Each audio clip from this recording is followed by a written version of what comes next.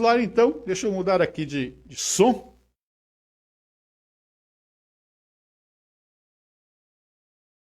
E você vai acompanhar daí sobre a emancipação de Santa Rita do Paranaíba.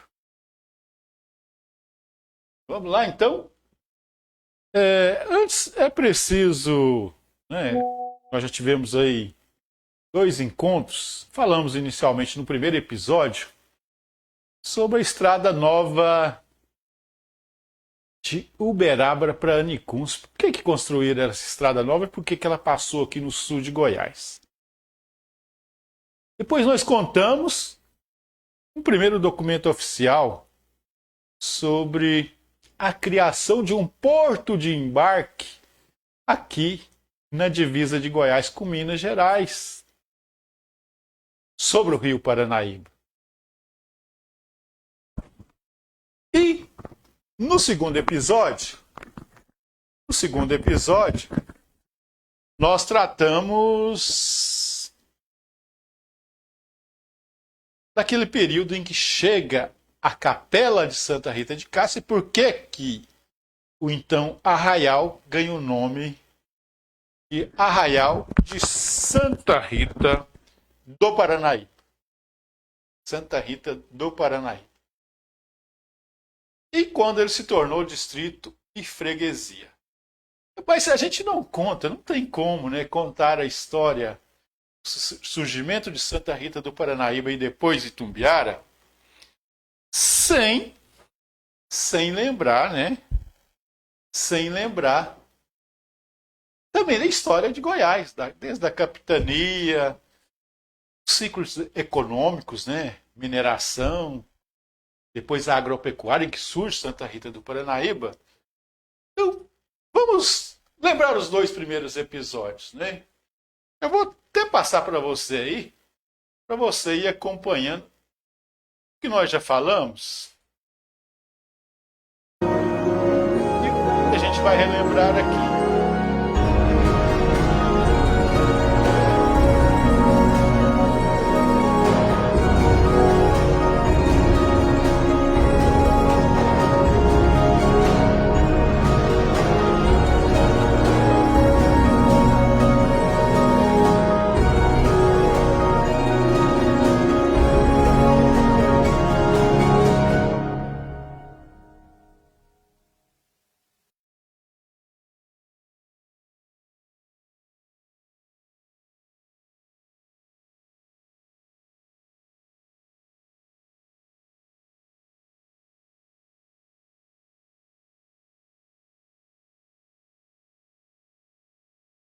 Aí, eu vou colocar o slide, você está vendo aí o slide, o que a gente já falou.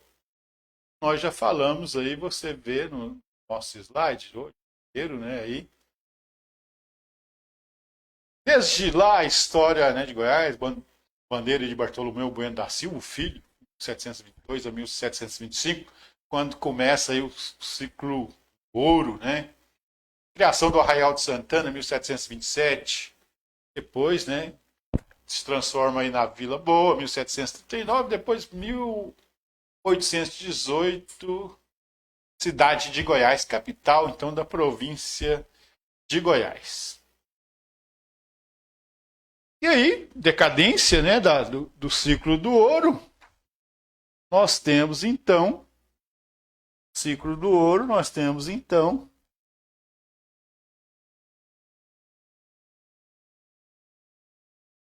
ciclo da agropecuária, você vê aí o ciclo da agropecuária, e que Santa Rita do Paranaíba vai surgir nesse contexto.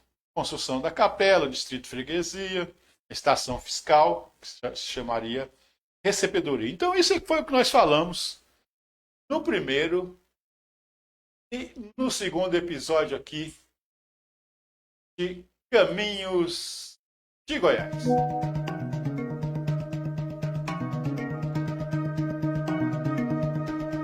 Vamos lembrar aí. Esses momentos da criação. Como surgiu o estado de Goiás? Né? Isso sempre cai nas provas. No começo, provas para quem faz concurso, que é obrigatório, né, na disciplina atualidades aí. A gente tem prova aqui no município de Itumbiara. E quando você faz em Goiás aí, tem que tratar, de atualidades. Então, primeiro ciclo do ouro. Vão surgir aí, ainda quando era Capitania de Goiás, ligada a São Paulo, separa a Capitania de Goiás da de São Paulo, a partir de 1749, né? Mas antes nós falamos, o Bartolomeu Bueno da Silva veio com o pai quando ele tinha ali 12 anos, por volta de 1682, as bandeiras, né? Particulares saíam de São Paulo, buscando ouro em Minas, já tinha ido em Cuiabá, né? E olha, Goiás deve ter ouro. Depois, filho de Bartolomeu Bueno da Silva, né? Também chamado Bartolomeu Bueno da Silva, filho, trouxe uma bandeira em 1722 a 1725. Começa a exploração, né, do ouro aluvião lá. Se transformaria na capital de Goiás depois, né? Primeiro Arraial de Santana, 1727, 1739, uma vila. E aí a separação da capitania de Goiás de São Paulo, Minas Gerais também. Nós vamos ter esse ciclo minerador que surge várias cidades, né? Como a Vila Boa, Santa Luzia, Santa Cruz, é aquele caminho ali, São Paulo, Minas Gerais ali, caminho de Anhanguera, que não passava aqui o sul, né? Acabou o ouro. Não acaba o ouro, né? Que até hoje nós temos ouro ainda em Goiás. É o segundo produtor brasileiro, né? Mas aquele dos bandeirantes, quando ali chegou em 1770 ali, por exemplo, chegaram, em 1750, né? A achar mais de 3 mil quilos de ouro, né? Aí depois vai ter uma decadência. E aí vai ter um esvaziamento de Goiás. Então, Itumbiara não surge nesse período, surge aquelas cidades onde tinha, né? Ali o ouro, o caminho de Anhanguera, que não é esse caminho aqui mais o sul. Há essa transição, né? Depois de 1770, começo do século XIX, 1800 e pouco, há um esvaziamento da mineração, é preciso achar uma outra atividade, né? E aí, qual seria a atividade mais propícia? Seria a pecuária, né? Pouca mão de obra, porque aqui não tinha mão de obra, muitas terras, poucas estradas, né? Que produzir se não tem estrada para exportar? Então vai ter uma agropecuária mais de subsistência, porque não tem como exportar. Então nós estamos na transição do ciclo do ouro, vamos iniciar a pecuária, e Santa Rita do Paranaíba surge nesse contexto, né, de incentivo da criação de estradas aqui mais o sul. E aqui as terras estão livres. Terras estão livres. Tem gente de Minas Gerais que vai ocupando essas terras aqui, né? Aqui não tinha mineração, mas era propício para a agropecuária. É nesse contexto, então, nós temos o distrito de Santa Rita do Paranaíba. E aí já ocorreu, né, a independência do Brasil em 1822, tem uma Constituição em 1824, nós temos o período imperial em 1824 a 1889, ciclo da agropecuária. E aí você está vendo, isso aqui, a palavra oficialismo em Goiás. O que seria esse oficialismo em Goiás? Isso também chega a cair na prova, né? O que seria esse oficialismo? O que Santa Rita do Paranaíba não desenvolve nesse período? Como Goiás também não se desenvolve nesse período. É um estado pobre, que não exporta, tem poucas estradas, a agricultura é de subsistência, tem estrada para exportar o gado. O que nós tivemos aqui então? E aí, a gente vai começar a ligar. Nós já escrevemos 2 obras sobre Santa Rita do Paranaíba. Sobre a emancipação, essa aqui é a principal, né? casamentos, embates, arranjos políticos,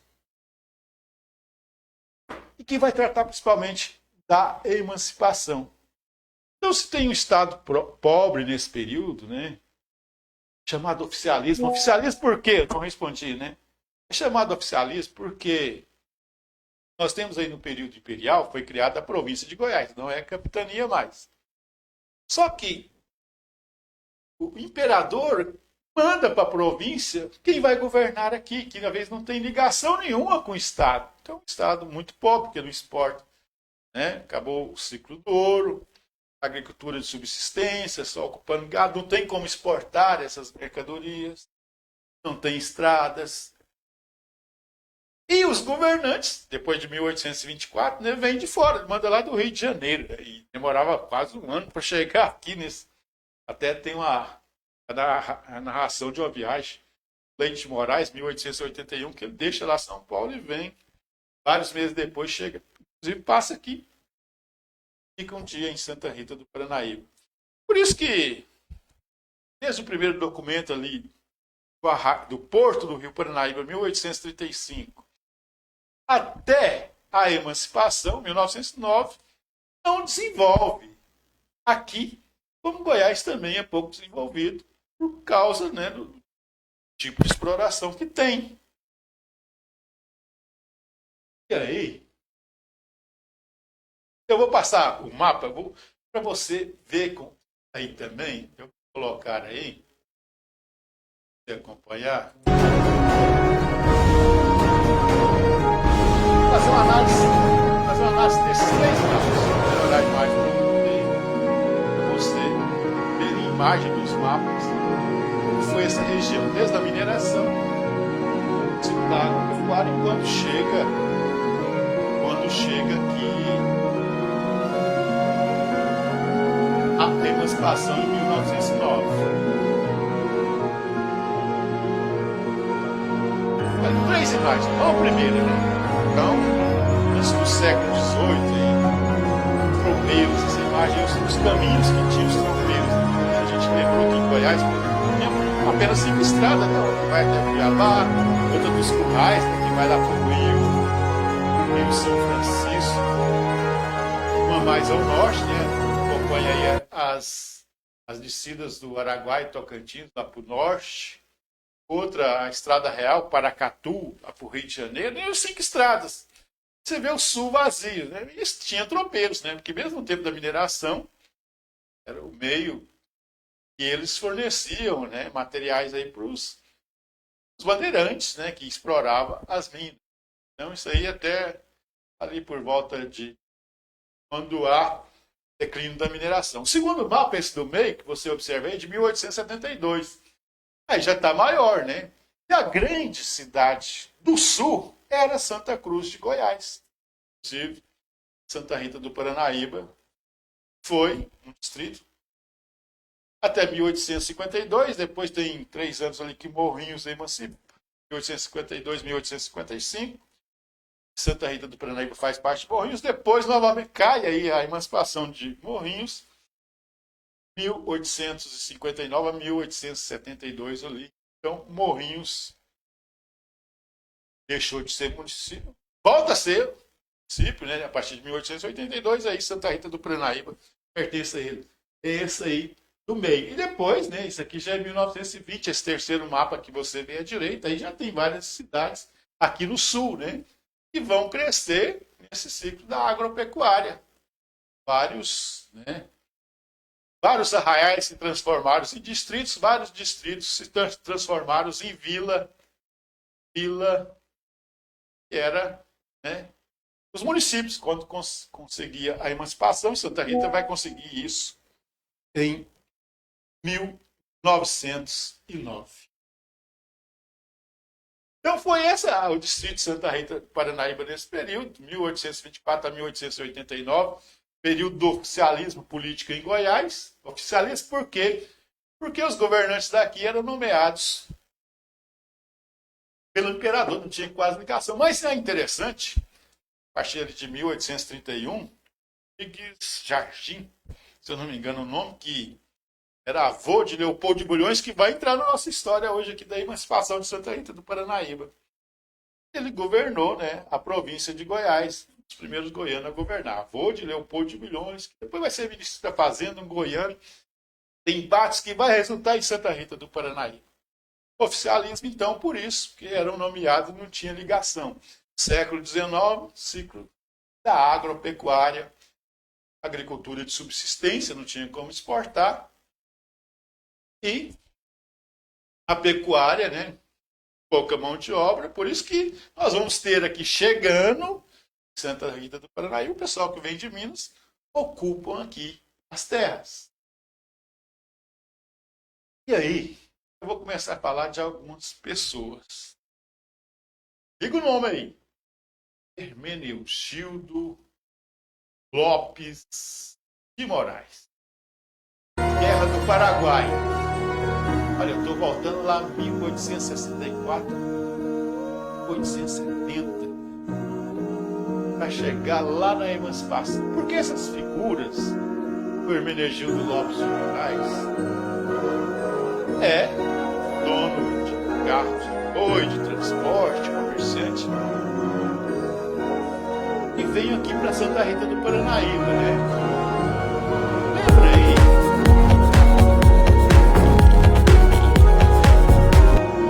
Lembra aí? E foi criada uma recebedoria, né? Porto, quando o governo imperial criou aqui, a gente não tem esse documento da criação do governo imperial, né, desse porto. Ele geralmente fazia um alvará, está autorizado a criar o porto lá no Rio Paranaíba. Certamente ele fez isso aí por volta de 1830. Porque em 1835 a gente tem o primeiro documento de Santa Rita do Paranaíba, que é a arrematação desse porto do governo imperial. É por isso que, por volta de 1870, esse senhor sai lá de Curralinho, que é Itaberaí, Hermenegildo, e casa aqui Dona Francisca Carolina de Narazaré, que era filho de um dos mineiros que saíram lá de Uberaba, capitão Manuel Marquês, ali por volta de 1840, quando estão sendo ocupadas as terras aqui. Ela era viúva, já tinha ali 3 filhos. O Hermenegildo casa com ela. E aí está ocorrendo a Guerra do Paraguai. E ele tinha, né, meios de transporte, fornecia mercadoria. Ele começa a construir uma riqueza aqui, fornecendo, né, ali transporte, alimentos para os soldados que passavam aqui, dando apoio, né, na Guerra do Paraguai. E aí, termina a guerra, 1870, 1871 ele muda para Morrinhos.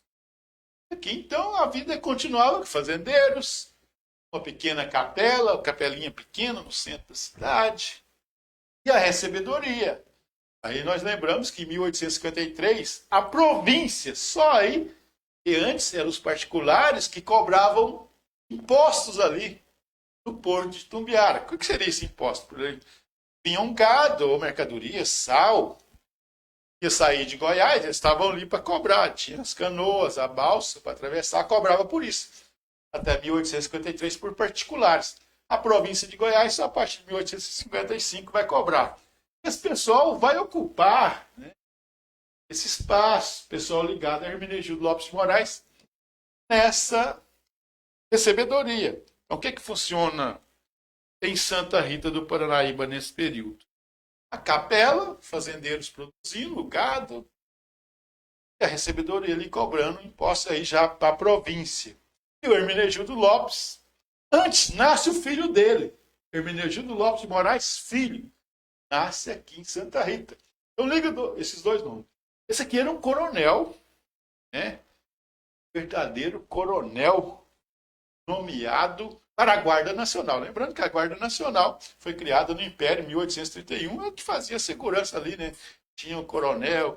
Ele era quem era mais poderoso que ganhava esses títulos. Por isso que nós vamos falar, quando emancipa Santa Rita do Paranaíba, na Primeira República, de 1889 a 1930, é chamado do período do coronelismo. Então, Santa Rita do Paranaíba vai emancipar no período do coronelismo na Primeira República. E aí eu voltei, né? Hermenegildo esteve aqui, casou aqui em Santa Rita do Paranaíba, seu filho, Hermenegildo Filho, nasceu aqui, mas eles mudaram para Morrinhos. E aqui continuou aquela vida, capela, estação fiscal, os fazendeiros. E quem começa a ficar poderoso é o Hermenegildo Lopes de Moraes. Como é que era a vida naquele período? Né? Você tinha os fazendeiros que moravam, a vida rural, né? Tá todo mundo na zona rural.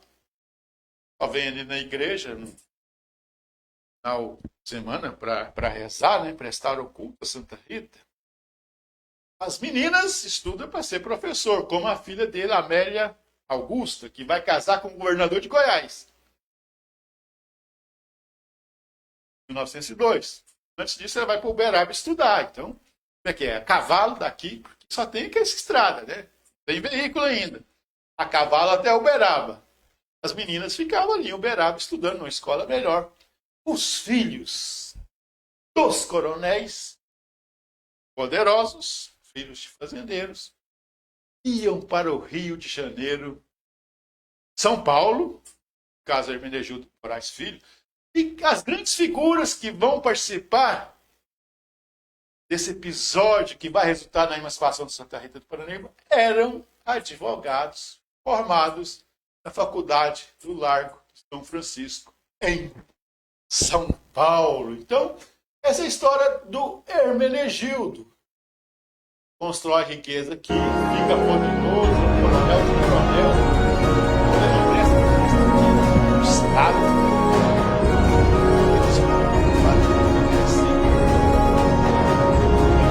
Passou por Santa Rita, ficou muito poderoso.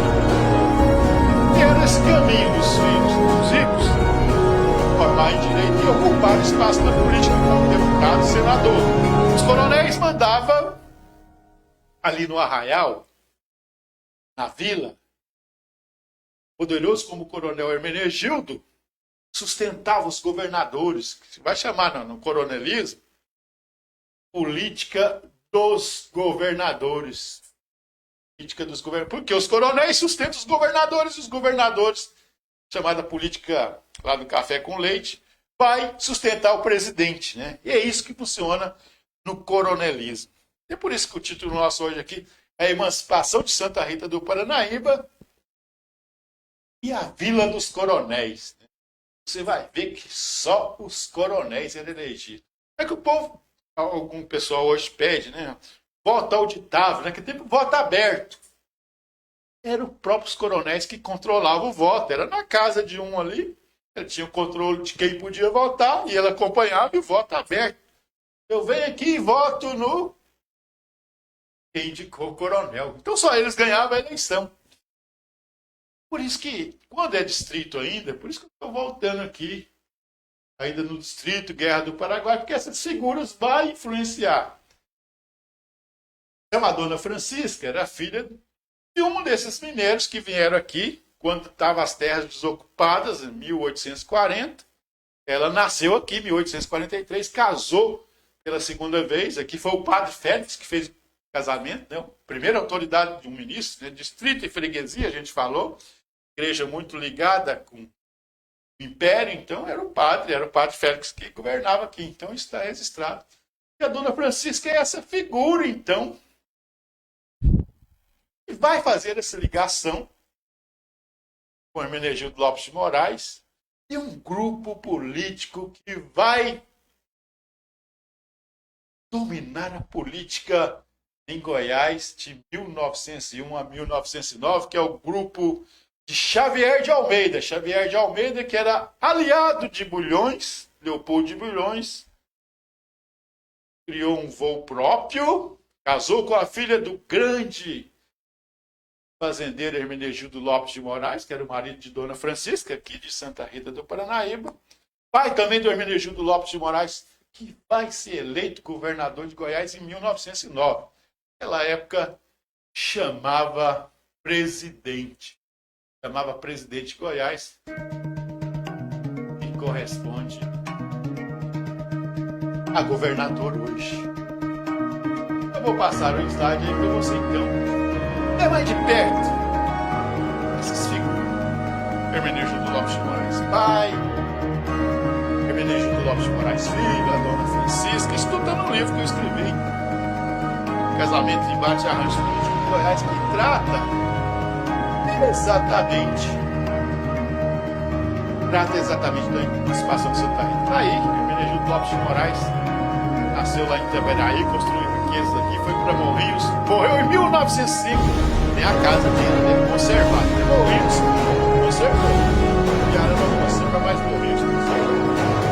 Aí a dona Francisca nasceu aqui, em 1843, filho do capitão Manuel Marquês. Família tradicional aqui em Santa Rita. Hoje tem um centro excelente. Aí a filha de dona Francisca, Amélia Augusta, vai casar com Xavier de Almeida, um grande líder, 1901 a 1909. República Velha, vamos entrar aí? Os embates, Xavier de Almeida e Bulhões, o golpe político de 1909, a emancipação de Santa Rita do Paraná. Finalmente chegamos aí. Os embates políticos. Porque não foi um homem a cavalo que chegou ali perto da igreja. Vamos emancipar Santa Rita do Paranaíba. Não houve vários embates. Teve essa questão, né, de homens a cavalo invadindo a cidade de Goiás, então capital, para não deixar o santarritense Hermenegildo Lopes de Moraes Filhos assumir o governo de Goiás. Tô chique. Nós não tivemos o governador de Santa Rita, mas é através desse fato que Santa Rita do Paranaíba se emancipa de Morrinhos. Mas como isso? Explica aí. O que tem a ver uma coisa com a outra? Falando aí de Hermenegildo Lopes de Moraes pai, Hermenegildo Lopes de Moraes filho, dona Francisca, isso tudo quando era um arraial, um distrito, ali ainda período imperial, no tempo do oficialismo, né, que o imperador, né, primeiro foi Dom Pedro I, depois teve a regência até 1840, depois Dom Pedro II. E eles nomeavam o cara lá de São Paulo, do Rio, para vir governar aqui, por isso era oficialismo. E aí, nós temos os republicanos que lutam. E o Leopoldo de Bulhões é uma dessas principais figuras, né, que lidera um grupo. A gente falou com o avô dele. Foi uma das exceções nesse período do oficialismo, 1831, que governou a província aqui de Goiás. Leopoldo de Bulhões segue o mesmo caminho, né? Como é que eram os ricos filhos de fazendeiros naquela época? Saía aqui a cavalo, chegava a Uberaba, onde já tinha estrada de ferro, né, que chegou em Araguari em 1895. Uberaba, então já tinha, chegava até o Rio de Janeiro. Então, aí diminuiu, né, o tempo de viagem até a capital do estado. Leopoldo de Bulhões, também nascido na cidade de Goiás, né? Capital então da província, foi estudar lá na faculdade lá de São Francisco. Como Xavier de Almeida também, que era de Goiás, e do grupo político de Leopoldo de Bulhões, foi também estudar. Então viraram advogados, né? Assim como Hermenegildo Lopes de Moraes Filho, que nasceu aqui em Santa Rita, aos 21 anos formou lá também na faculdade lá de São Francisco. Então, como eu disse, esse pessoal que estudava, virava advogado, era para ocupar os melhores cargos, para sustentar a política. Deputado, senador, governador e os coronéis sustentavam esse sistema, desde ali do arraial. Então, inicialmente, José Xavier de Almeida é do grupo Leopoldo de Bulhões, ele que vai ali no início da República Velha, período do coronelismo, liderar o processo político. E ele, inclusive, vira ministro da Fazenda de, se não me engano, Rodrigues Alves, 1902 ali. Depois, 1910, com a morte de Afonso Pena, né, troca ali o Hermes da Fonseca. Né? Hermes da Fonseca. Antes o Nilo Peçanha, que é vice de Afonso Pena, que morre em junho de uma parada aí no... Acontece. Uma travadinha aí no vídeo. Volta aí. Já voltou, hein?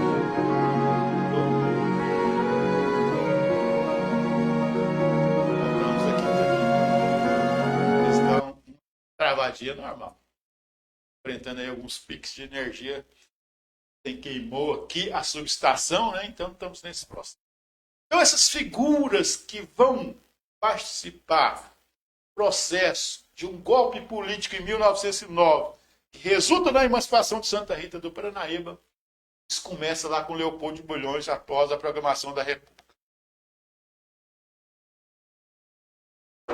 É isso que nós vamos falar agora, né? Olha, mas não, José Xavier de Almeida era do grupo do político Leopoldo de Bulhões, virou adversário. Vamos explicar então primeiro isso. O Xavier de Almeida era do grupo. Inclusive foi secretário ali de Urbano Coelho, que era tudo do grupo político Leopoldo de Bulhões. Ele que coordena o processo político ali a partir da proclamação da República. O Xavier de Almeida é do mesmo grupo. Mesmo processo, né? Formou advogado, é do grupo político, então é aí. Da proclamação da República ao golpe político em Goiás em 1909, que resulta da emancipação de Santa Rita do Paranaíba, como é que acontece isso? E nós vamos chegar aqui na obra maior desse período, que é a Ponte Afonso Pena, um símbolo, né, dessa transformação que é inaugurada em 1909. Vamos contar a historinha, então.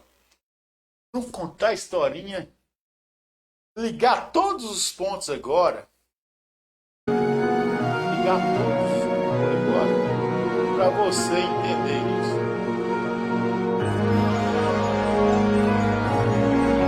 Então eu disse que o Xavier de Almeida era do Bulhões era o grande vídeo. Falei sobre Hermenegildo Lopes de Moraes pai, Hermenegildo Lopes de Moraes filho. Olha o que acontece. 1901, Xavier de Almeida, o grupo de Bulhões chega a governador com as bênçãos de Leopoldo de Bulhões, grande líder. Chega a governador, formado em direito, ali novo ainda, 30 e poucos anos. Precisa casar, né? Precisa casar. O desejo de Leopoldo de Bulhões é que casasse ali mesmo com as famílias em Goiás, né, para ficar tudo ali sob controle. Mas só que José Xavier de Almeida vai escolher a filha do coronel Hermenegildo Lopes de Moraes. Grande líder político, tem dinheiro, apoia essa política, né? Que ele tinha um controle político da região sul, né? Seus filhos, genros, controlava Pozo Alto, Santa Rita do Paranaíba, que não emancipava, porque o controle estava todo em Morrinhos. Era um distrito de Morrinhos.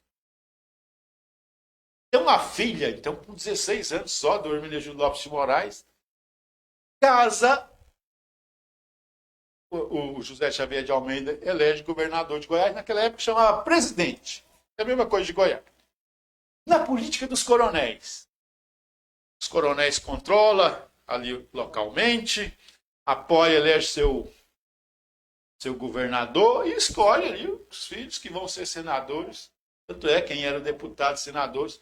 Começa a surgir uma outra figura dos caiaques. Mas vamos, então, no casamento de Amélia Augusta, filho de Hermenegildo Lopes de Moraes, e José Xavier de Almeida. Aí, esse poder político que sempre foi concentrado na cidade de Goiás, vai ter aqui em Santa Rita do Paranaíba.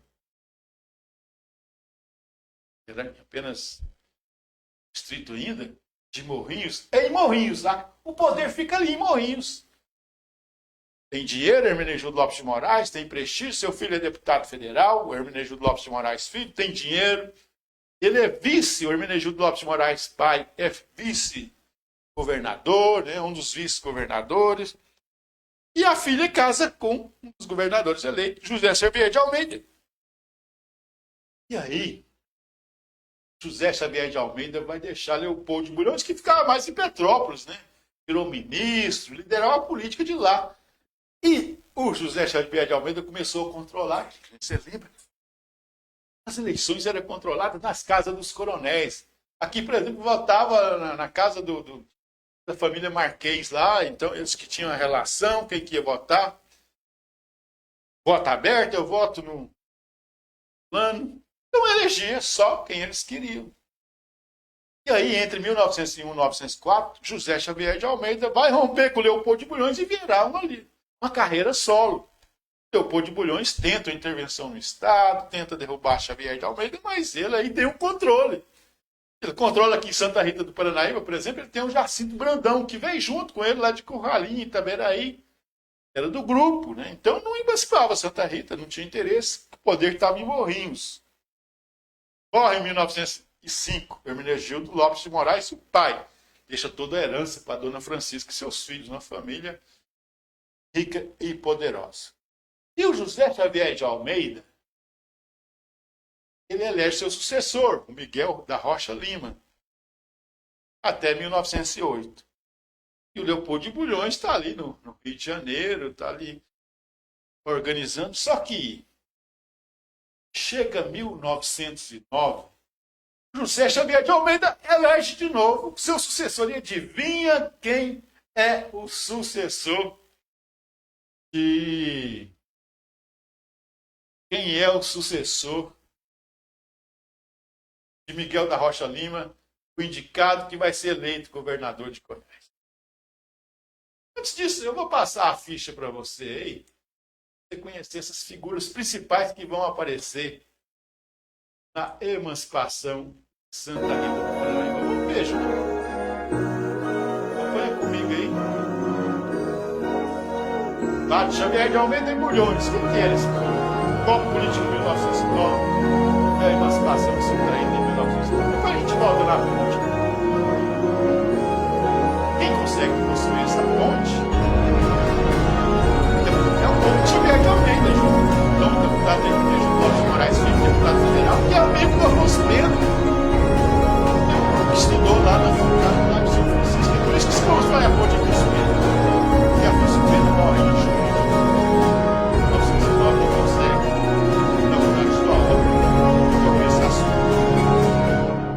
Vamos ver aí, então, Leopoldo de Bulhões, acompanha aí, né? Nasceu em Goiás, em 1856, formou a Faculdade Largo de São Francisco, em 1880, a neto do Rodrigues Jardim, José Rodrigues Jardim, que foi presidente da província de Goiás, mesmo no oficialismo, família tradicional, né? Fundou o Partido Liberal, o Partido Republicano, tinha um grupo que lutava aí pela programação da República. Foi eleito senador, ministro da Fazenda Rodrigues Alves, 1902 a 1906, e no PC em 1910, 1911. É o político que criou José Xavier de Almeida e que vai derrubar também José Xavier de Almeida, aliando aos Caiados. Caiados que apareceu naquela época. Totó Caiado. Tá vendo aí? Antônio Ramos Caiado. Nasceu também na cidade de Goiás, em 1874, estudou no Liceu de Goiás. Formou aonde? Largo de São Francisco. Filho de rico, formava em Direito lá na Faculdade do Largo de São Francisco. Antes, adversário dos Bulhões, 1897, estava aliado com Xavier de Almeida, 1901, 1904, e aí rompeu, né, para aliar Bulhões e dar o golpe em José Xavier de Almeida. E quem era Xavier de Almeida? Nasceu em Goiás, formou em Direito, no Largo de São Francisco, foi secretário, né, do governo José Rodrigues. O Bulhões, né, esses governadores aí nos primeiros anos da República. Foi eleito presidente do Estado, casou com Amélia Augusta em 2002, filho do coronel Hermenegildo, rompeu com Bulhões, então liderou o processo político, junto com Hermenegildo Lopes de Moraes Filho, que nasceu aqui em Santa Rita do Paranaíba, filho do Hermenegildo Lopes de Moraes, da dona Francisca. advogado, deputado federal, foi senador e foi eleito em 1909. Ele que liderou as ações aí para a construção da ponte Afonso Pena. Então você viu aí a biografia desses homens que influenciaram, os principais atores que influenciaram na emancipação de Santa Rita do Paranaíba. O que acontece então em 1909? É que esse processo, o ano que ocorreu a emancipação de Santa Rita do Paranaíba. O que foi então que aconteceu? O que esses senhores fizeram? E aqui começa isso. Preparei então. Estamos chegando aqui no ponto principal que ocorre no ano 1909, a emancipação de Santa Rita do Paranaíba. Hermenegildo Lopes Moraes Filho, eleito governador de Goiás, nascido aqui em Santa Rita, nascido eleito em janeiro. Dia segundo eleito em janeiro, deputado federal, e em março foi eleito governador de Goiás. E aqui está o capítulo principal da nossa história hoje, a emancipação de Santa Rita do Paranaíba. O golpe político aconteceu em 1909. Deu uma votação no Congresso Goiano. O Congresso Goiano tinha deputados. Não é igual hoje na Assembleia, só tem deputado estadual. Na época tinha deputado estadual e senador estadual. A lei é publicada em 1909, o município instalado em 12 de outubro.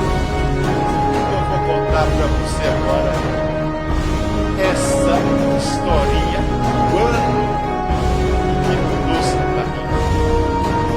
Aquele esquecido distrito de freguesia, antes de Santa Cruz, depois de Morrinhos, né, de 1882 a 1909. E aí você vai entender por que não emancipava antes. E o que tinha aqui? E continuava o quê? Pequena capela de Santa Rita. Mudaram só os padres, mas era uma capela. Os fazendeiros. Começa a chegar comerciantes. Então não é um estado rico, não é um distrito rico. Tem os grandes fazendeiros. Mas aí já tem estradas, né, para exportar gado, algumas mercadorias que começam a ser produzidas. Mudando. É assim como foi no período da mineração, que cresceu mais lá a região, né, onde passava a estrada do Anhanguera, onde tinha esses caminhos. Na agropecuária também lá vai desenvolver. Mas por quê? Porque a estrada de ferro, que chega a Araguari em 1895, então não vem para cá, ela vai para lá. Tinha um projeto para, né, chegar a Goiás. Retoma esse projeto em 1907, 1911. Começa a construir, em 1913 chega a Goiás, ali perto de Catalão. E vai subindo. Pires do Rio, depois 1835 chega a Anápolis, até chegar depois na capital. Era para chegar a Vila Boa, cidade de Goiás, que era a capital. Então, mas aí, né, 1933, 1935 ali a capital muda. Então chega em Anápolis em 1935, depois vai chegar em Goiânia, estrada de ferro. E aí a estrada vai ajudar a desenvolver, já tem outras mercadorias, aí o gado vai ser mais fácil transportar. E aqui a gente só tem a estrada, por isso que a gente sempre ficou um pouco atrás dessa região lá, né, que chama a região sudeste, né, Catalão ali. Por quê? Porque lá chega a estrada de ferro e aqui a gente tem a estrada e a gente só conquista essa ponte, né, antes. Era só uma balsa ali para transportar o gado, posto de cobrança do gado, algumas mercadorias, chega sal, e começa a sair algumas mercadorias e começa a exportar. Mas ainda não é um município rico. E vai nascer em 1909. Vai ver o que tem aí. A Rua do Comércio. Onde essas figuras locais aqui, Jacinto Brandão, vai surgir Coronel Cid de Almeida, Militão, eles têm Jacinto Brandão, Cid de Almeida, comércio aqui na área central. Hoje Marechal Deodoro, Rua do Comércio. Comerciantes, fazendeiros, né? Sim, foi a ocupação de terra. Eles não tinham força. Eles controlavam localmente. Até 1909 era o Jacinto Brandão que controlava com a família Marquês. Família Marquês, Dona Francisca, casou com os homens mais ricos de Goiás. Hermenegildo Lopes de Moraes Filho. A filha casa com o governador de Goiás, que lidera o processo político em 1901 1909. Então, o poder está em Morrinhos, aqui, Santa Rita. Está controlando os votinhos ali. O coronel Jacinto Brandão, né? Na casa, né, das famílias Marquês ali, os votos, ele controla. Mas aí, tudo muda em 1909. Por quê? Aí, o Leopoldo de Bulhões arruma um jeito. O que ele junta a Totó Caiado, a vários fazendeiros, vai cercar a cidade de Goiás. Olha aí a figura. Eu vou pôr a figura para você. Porque é essa imagem. É a partir daqui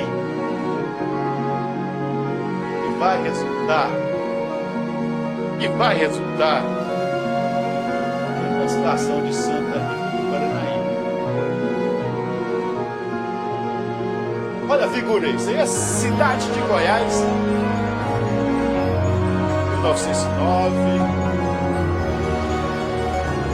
Março ou maio. Começa tudo em março. Março é eleição. Xavier de Almeida. Olha só a figura. São mais de 1.000 homens a cavalo, fazendeiros, cercando a cidade de Goiás. Tem cidade de Goiás, eles estão cercando a cidade de Goiás começo de maio. Mas antes disso, antes de maio, março, chega março. Eleito Hermenegildo Lopes de Moraes Filho, aqui de Santa Rita do Paranaíba, eleito governador. 1.600 votos contra 1.000 de Urbano Coelho, candidato de Leopoldo de Bulhões. Xavier de Almeida muito forte, tinha eleito, foi governador em 1901, 1904, casou em 1902 com a Amélia Augusta, elegeu seu sucessor Miguel da Rocha Lima, porque ele controlava. Naquele tempo era por círculos, né? Tem vários municípios ali no círculo. Ele controlava a votação de quem ia ser eleito. Deputados, senadores, governador de Goiás e os governadores, que é política de governadores no coronelismo, política café com leite, segurava lá e elegia o presidente, ou de Minas ou de São Paulo. Era assim o sistema. Voto na casa das pessoas, voto aberto. Ora, votei no coronel tal. Voto aberto. Não perdi a eleição. Aí, Leopoldo de Bulhões junta com Totó Caiado, junto os fazendeiros, chamada Revolução de Quinto. Março, Hermenegildo Lopes de Moraes ganha a eleição. E aí, em maio, antes disso, eles apertam para o Miguel Rocha Lima, que então governava, para antes de julho, quando ia passar o poder, para ele entregar o poder. Aí entregou para o primeiro vice-presidente, o primeiro vice entregou para o coronel Zeca, né, lá de Anápolis. Ele que vai assinar a lei. Né? Então isso a partir de março. Eles obrigam ao então presidente do Estado a deixar o Estado e provoca um fecha na capital de Goiás. Então aqui está surgindo a emancipação de Santa Rita. O governador eleito não vai poder assumir, que chamava presidente Hermenegildo Lopes de Moraes.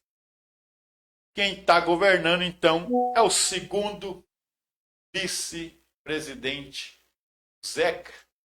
É o Zeca. Depois eu confiro o nome aqui. Pode esquecer, mas era o segundo vice-presidente naquela época.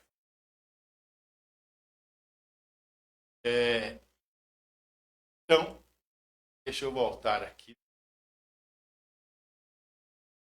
Passando aí para vocês, que nós já falamos.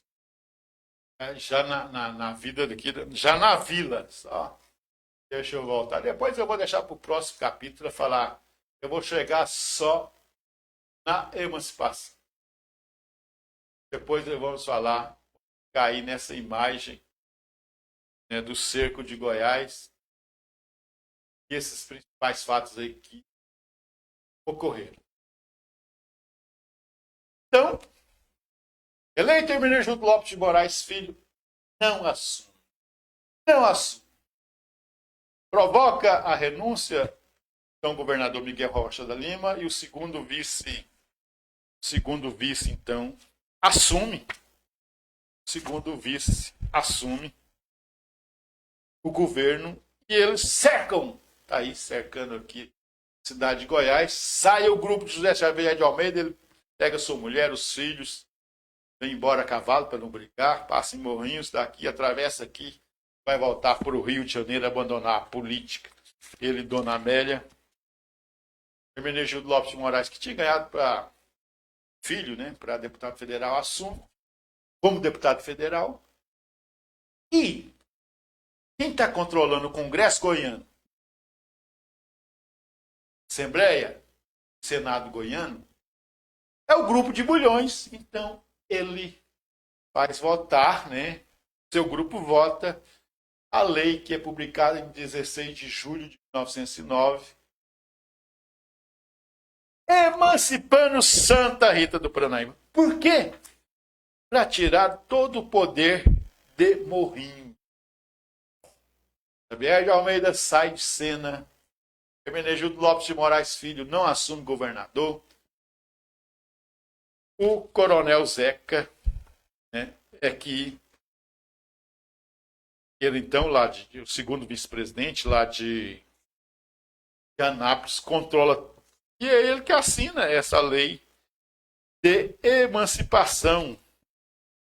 Só não quero errar o coronel para não ficar aqui. Ah, foi o Urbano Coelho, o perdedor, que assinou a lei. Não, não foi. Foi o segundo vice-presidente de Goiás na época, né? Fez votar essa lei. E aí, quem assume é o segundo, é o perdedor, Urbano Coelho. Perdeu a eleição, vai assumir lá para 24 de julho, né? 24 de julho, assume. E aí ele marca, nomeia um conselho de intendência, como se fossem os vereadores hoje, né? Quem escolhia o conselho de intendência era o presidente do Estado. Escolheu lá, o Jacinto Brandão ficou. O coronel Cid de Almeida ainda não estava nesse conselho, mas aí morre um dos conselheiros nomeados em setembro, ele morre. Aí entra em cena o coronel Sidney Pereira de Almeida. Ele então entra em cena porque entra nesse conselho de intendência, que é como se fosse uma Câmara de Vereadores hoje. E essa Câmara escolheu o intendente, que é como se fosse o prefeito. Mas não é prefeito, a gente só vai ter prefeito a partir de 1934, com a nova, né, Constituição. Com a nova Constituição. Assim, acabou o poder político da Casa de Morrinhos, do grupo de Hermenegildo Lopes de Moraes Filho. Um dos primeiros atos dessa turma de Leopoldo de Bulhões que ganha a eleição é emancipar Santa Rita do Paranaíba através da lei, nomeia um conselho de intendência provisória, com Jacinto Brandão como intendente provisório, até instalar, ele marca o dia 12 de outubro para instalar a Vila de Santa Rita, quer dizer, o município de Santa Rita, em 12 de outubro de 1909.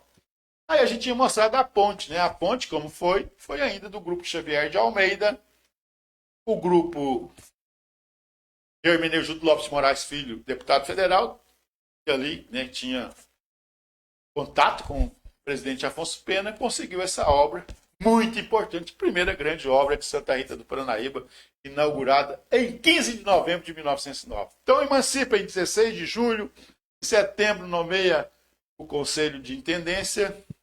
15 de novembro inaugura a ponte. 16 de dezembro tem a primeira eleição. Como era a eleição? É o governador que escolhia. Então escolheu lá, vai ser intendente ou vai governar. Antônio Joaquim, que era de Uberlândia, né, estava aqui. E o Conselho de Intendência nomeou lá. Entre eles estava Jacinto Brandão, Coronel Cid Pereira de Almeida. E aí nós vamos ter aqui a Vila dos Coronéis até 1930. Mas isso eu vou contar no próximo capítulo. Que hoje nós falamos como ocorreu a emancipação de Santa Paranaíba.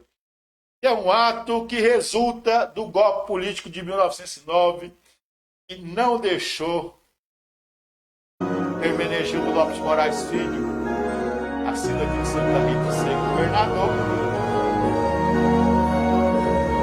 Leopoldo de Bulhões escolhe o que perdeu Urbano Coelho. E esse grupo político, pelo ato dele, basicamente para enfraquecer, tirar de cena o grupo de Morrinhos. O grupo de Morrinhos que você viu cresceu com o Hermenegildo Lopes de Moraes, que saiu daqui em 1870, casado com Dona Francisca, já que seu filho, que seria eleito governador, e não subiu, Hermenegildo Lopes de Moraes Filho. A filha, Amélia Augusta, casa da Assembleia de Almeida, o centro do poder em Goiás, fica ali em Morrinhos, 1901, 1909. E para enfraquecer esse grupo, Grupo Leopoldo de Bulhões, a primeira coisa que faz é unida Caiado, Otó Caiado, é emancipar Santa Rita do Paranaíba. E aí nós vamos ter a vila. Próximo capítulo nós vamos falar a Vila dos Coronéis, como foi o coronelismo aqui em Santa Rita do Paranaíba, e já como município emancipado. A Vila de Santa Rita do Paranaíba. Próximo capítulo você vai assistir aqui com a gente. Caminhos de Santa Rita. Até lá. Continue aí, né, com a gente. Esse é o próximo capítulo. A Vila dos Coronéis, 1909 a 1930. E vai entrar em cena essas figuras. Coronel Cid Pereira de Almeida, Jacinto Brandão. Menezes Júnior morreu assassinado. Depois, o que ocorreu com o Hermenegildo Lopes de Moraes, o filho, que não foi governador, e Totó Caiado. Totó Caiado é que comanda todo o processo até 1930. E usamos como referência, você vê aí a principal referência. Osmar Pinheiro, Antônio César Caldas, né? Essa obra, uma das mais importantes aqui sobre Santa Rita do Paranaíba.